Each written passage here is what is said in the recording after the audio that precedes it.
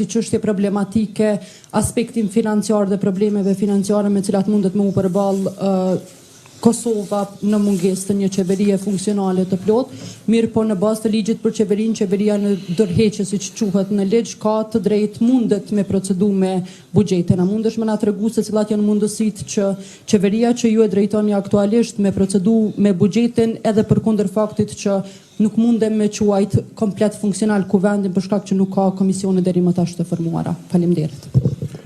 Faleminderit për pyetjet. Së pari ne nuk kemi marrë ende ftesë nga zonja presidente. Natyrisht që do të konsultohemi me të. E dim që për herën e dytë eventualisht është në diskrecionin e saj çështja e mandatarit për formimin e qeverisë. Nga ajo çfarë dëgjuam dje dhe në bazë të rrethonave që ekzistojnë, duket që të gjithë tash po përgatiten jo vetëm për balotazhin, por edhe për zgjedhjet e reja parlamentare.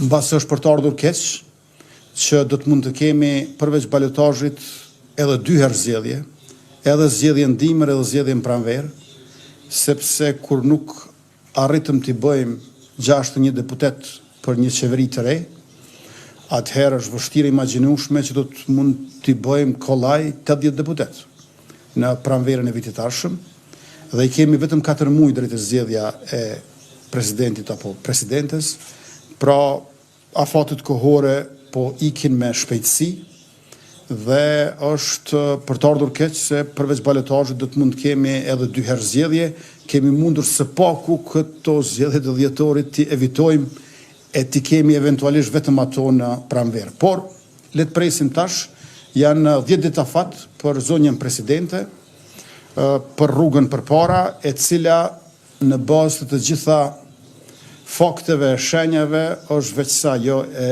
zgjedhjeve të reja. Unë e thash edhe në ekspozen time dje, që një vend pa buxhet është një vend i cili nuk mund të ecë përpara. Ne kemi të drejtë që ta propozojmë buxhetin për vitin 2026, në kuvendin e Republikës, në bazë të ligjit mbi qeverinë.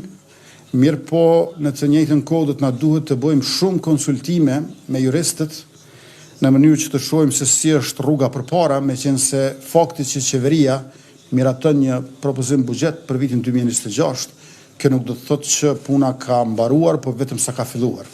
Nuk janë ende komisionet parlamentare në kuvend të Republikës, dhe gjithashtu cili do të ishte ai buxhet i cili do ta kishte mazhorancën prej 61 deputetëve, sepse në 2 lexime do t'i duhet edhe buxhetit që të kalojë në kuvend, në të cilin siç e pam dje, qeveria, kabineti i ekzekutivit që propozova unë i mori 56 vota.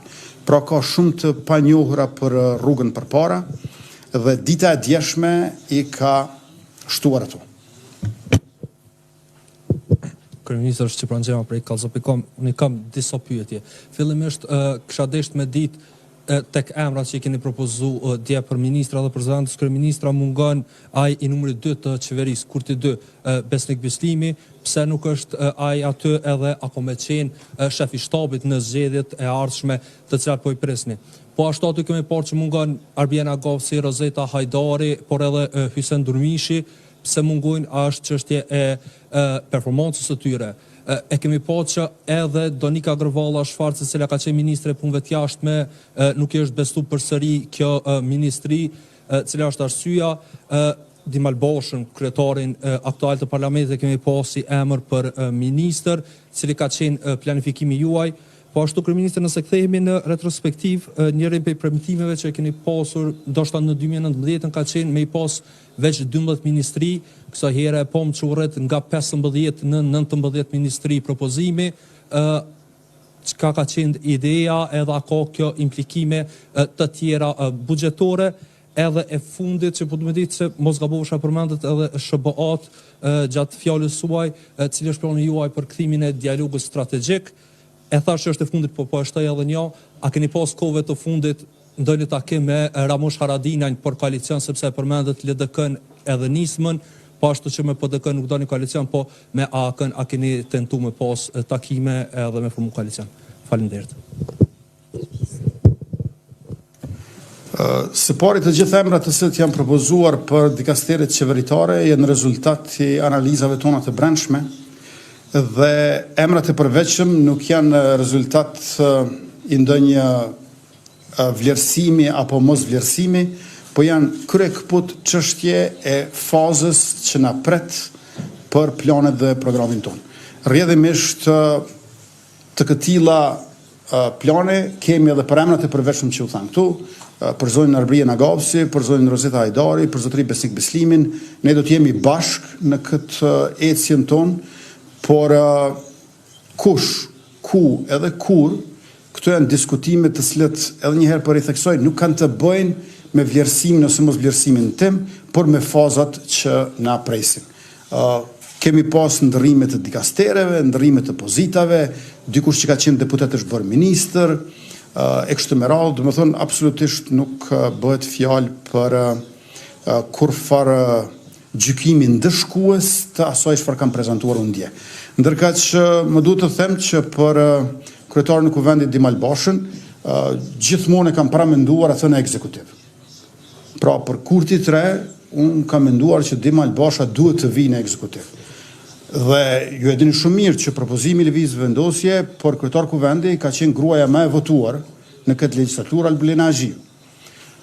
Me qenë se u bë pamundur të ecim përpara me Albulena Aghiun dhe në ndërkohë në erdha gjykimi i gjykatës kushtetuese, akt gjykimi i saj i cili ishte për bindjen time të vazhdueshme i çuditshëm, ku thuhet që duhet provosh 3 herë, atëherë ne filluam të provojmë emra të tjerë.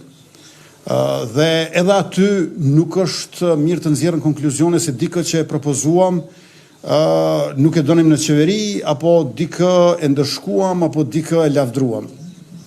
Në fund u votua Dimali, unë besoj që Dimali e bën shumë mirë punën si kryetar kuvendi, gjatë kësaj periudhe, e cila është rreth 2 mujore apo jo, nuk kam asnjë vrejtje për punën e tij. Edhe duke qenë të njëjtin subjekt politik si jemi ai dhe unë, por besoj që vlera e tij e madhe një mend do të ishte në ekzekutiv. Mirë po, ajo çfarë ne besojmë e dëshirojmë dhe ajo çfarë realizohet shpesh herë nuk përputhen. Prandaj edhe dje ishte shansi që Dimal Basha të vijë në ekzekutiv, mirë po duket që po e duan aty. Ishte shansi që të përfundoj edhe ky mandati i Kurtit 2.5 si ta quajmë tash, edhe kjo nuk u shfrytëzua. Tash jemi në këto pozicione siç jemi, por edhe një herë po e